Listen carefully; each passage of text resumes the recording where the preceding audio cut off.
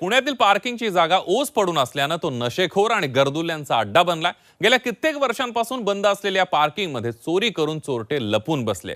त्यानंतर पुढे काय घडलं बघूया, त्याबद्दलचा एक रिपोर्ट।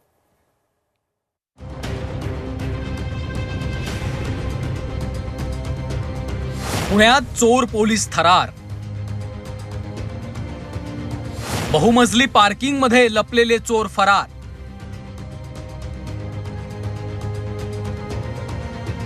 महापालिकेचा पार्किंग लॉट की चोरांचा अड्डा?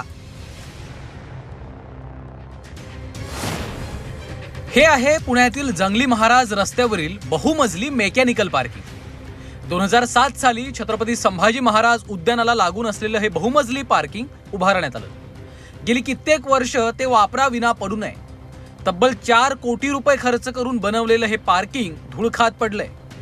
बंद अवस्थेतल्या या पार्किंग लॉटमध्ये आता चोऱ्या होऊ लागल्यात। शुक्रवारी दुपारी 3च्या सुमारास काही चोरटे या पार्किंग लॉटमध्ये शिरले होते।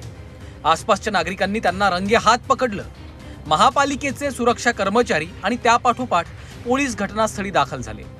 मात्र त्यांना पाहून चोर पार्किंगमध्येच लपून बसले। तब्बल 22 मजली पार्किंगमध्ये चोरांपर्यंत पोहोचणं पोलिसांसाठी अवघड होतं। रात्री उशिरा पोलीस कसेबसे वर चढले, मात्र तोपर्यंत चोर पार्किंगमधून पसार झाले होते। चोरट्यांनी इथून पार्किंग प्लेट्स तसंच धातूच्या केबल चोरल्यात। या घटनेमुळे महापालिकेच्या कारभाराबरोबरच सुरक्षा यंत्रणांच्या मर्यादा अधोरेखित झाल्याचं बोललं जात आहे।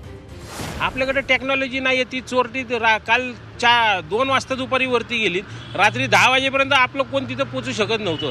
म्हणजे आपल्या सिस्टीममध्ये ही ज्या कमजोरी आहेत, उद्याला आता हे ठीक आहे चोर आहेत म्हणून आपण शिथिलतेने घेतलं, उद्या असं जर समजा कुठला दहशतवादी हल्ला झाला काय झाला तर आपल्याकडे सिस्टीम नाही। आपण पुणे फक्त नावाला स्मार्ट म्हणतोय, ॲक्च्युअलमध्ये पुणे स्मार्ट आहे का?